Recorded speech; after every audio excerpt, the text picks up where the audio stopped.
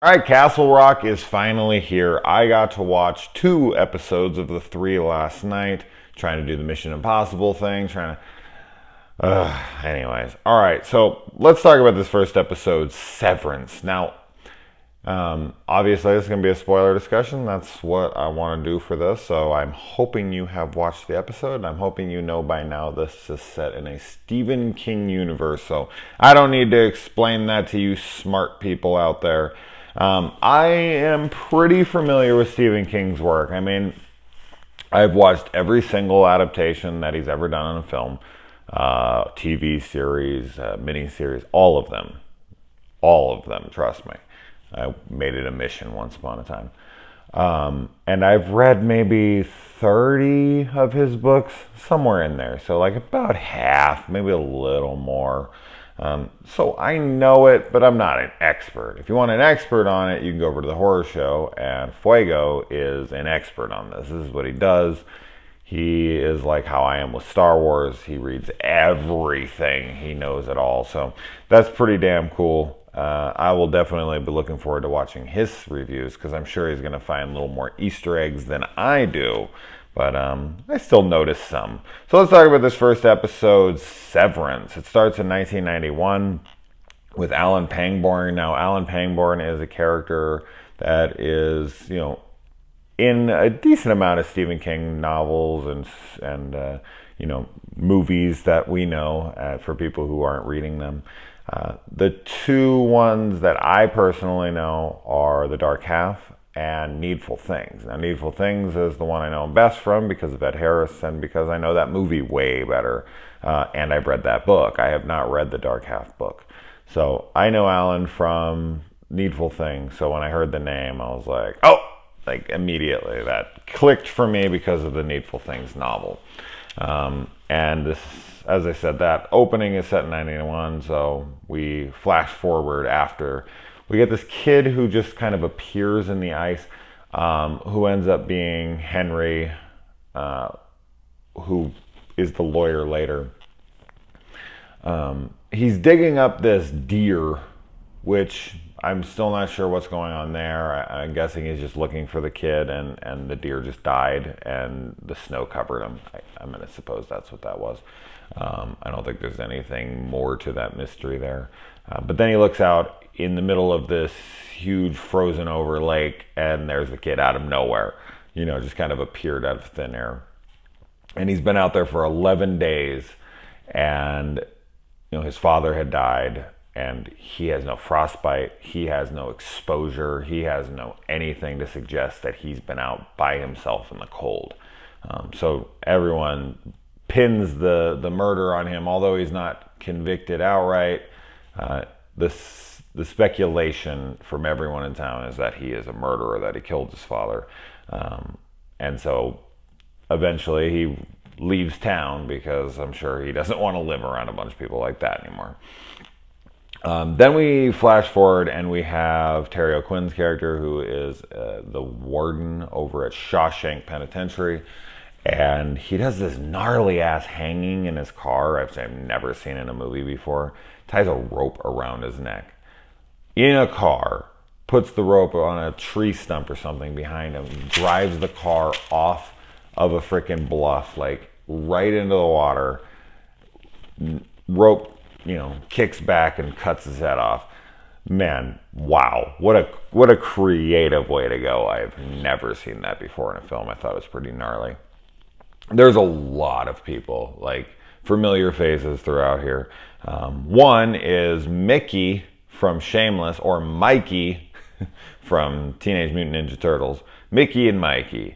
I like that guy. He plays the guard who goes and finds the guy down in the basement of the abandoned wing. So, yeah, I thought that was definitely intriguing, that this kid is being held in an entire, like, cordoned off section of Shawshank. She comes and she says, there's been an entire wing of this place that's been unoccupied for 30 years. Like, we're here to make money. This is a private freaking prison And so she just can't figure that out. So they go to check it out. They go down into the basement and they find this kid who's been down there for who knows how long. And I don't know, just for me, I'm sitting there just like, this guy shut off an entire section of this prison to keep this guy prisoner. Like this, he really thinks this person's the devil. Now, how he was able to get away with that, I'm pretty sure investors and people who own the place and whatever would be like, why aren't we using this section? Maybe, I don't know, because she finds out like quick. Like she looks through the paperwork and is like, why is this sectioned off in this one area? Like a whole wing. Like I could see certain areas, but like the entire wing to Shawshank, I can't imagine how he was able to pull that off himself. So I would feel like there'd have to be more people involved in this decision, but I mean maybe that won't be a thing. I just can't imagine how he was able to keep that a secret from a private prison company, whatever you want to call them. Like they're there to make money. If they have all that extra space, which they should know they have, because I'm sure they would know like max occupancy, they would know all that kind of stuff. I don't know. I was just like, yeah, I don't know how the hell he pulled that off. But they bring him up. He claims to be Henry Deaver when they ask him. I don't think he's really claiming to be him. He just says the name because it's the only thing that Terry O'Quinn's character told him to say. So they find out that guard goes and tells him, and he is now a death row attorney.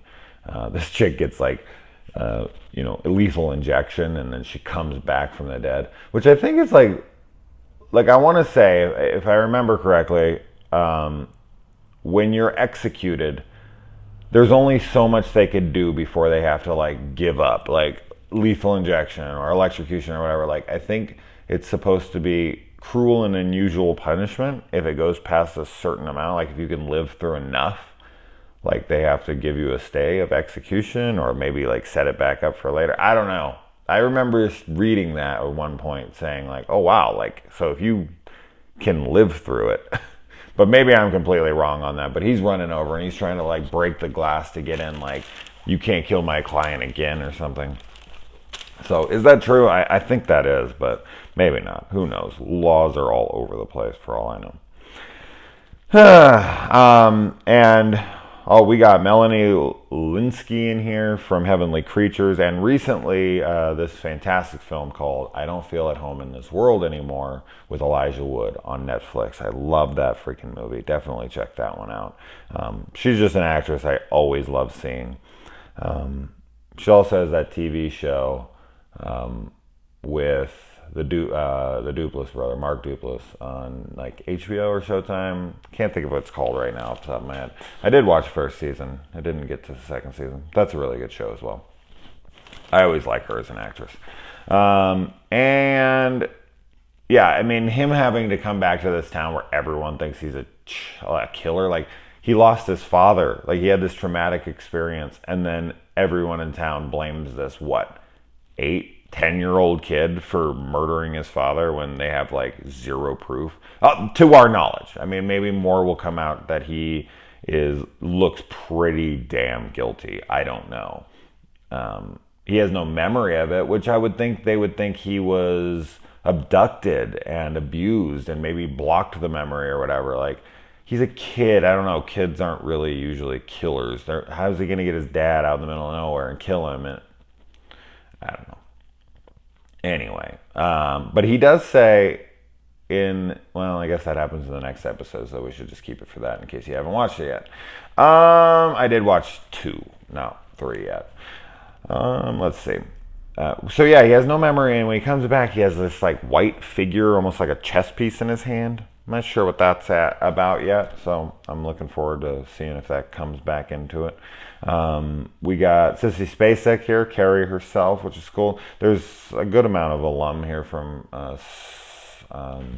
Stephen King stuff, especially, obviously, Bill Skarsgård, Pennywise, playing the character with no name yet, who's kind of reminding me of freaking Andre Leonge or whatever from Storm of the Century. So far, he hasn't said anything yet, but that's the prisoner. I don't know why it doesn't really, but just it's like the devil locked in a cell. So that just reminds me of Leonge, however you say that. Yeah, it's been a while since I watched Storm of the Century, but man, I love that movie. And so he comes home, and his mom has like Alzheimer's or like, you know, dementia. I'm not sure. And Scott Glenn is there, who, you know, Alan Payne-Born now.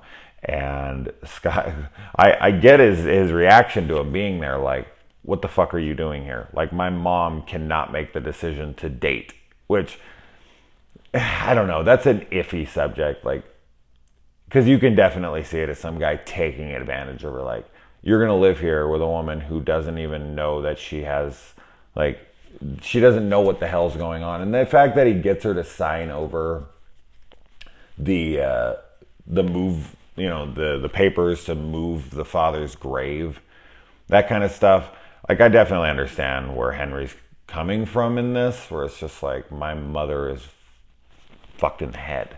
Like, you are not allowed to be here. And he says that they enjoy each other's company. So I don't think this is romantic to my knowledge, but I guess it's possible. I haven't seen anything yet to suggest that they are like dating, but that he's just living there. But yeah, as I said, it's almost like taking advantage. But maybe he's not. It's just, I could understand that feeling. And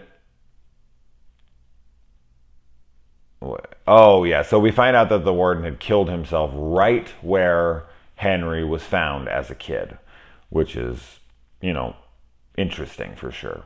And Molly seems to have a history with Henry. She kind of longingly looks at him like, oh my God. And that scene where all the guards are dead, where like Mickey's sitting down and he's watching the little closed circuit television monitors, and he's just like looking around, and then he sees like everyone dead, and then the dude's out of his cell, and he gets up and he like runs out. That scene is really creepy and eerie, and I really liked it a lot.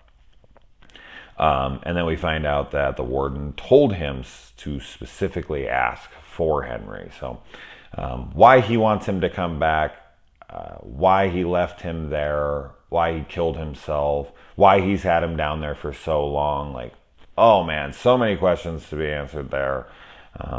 And how Henry is, you know, alive after being out there for 11 days. What happened to him? So many questions. I wish I could review the second one right now, but I can't because I got to leave for work. But I shouldn't even say review. This isn't really much of a review, but on the review side of things, I definitely am intrigued by this. The production value is great. The acting's great. I'm so happy it's R-rated and that they can cuss and they can do whatever they want. That's huge.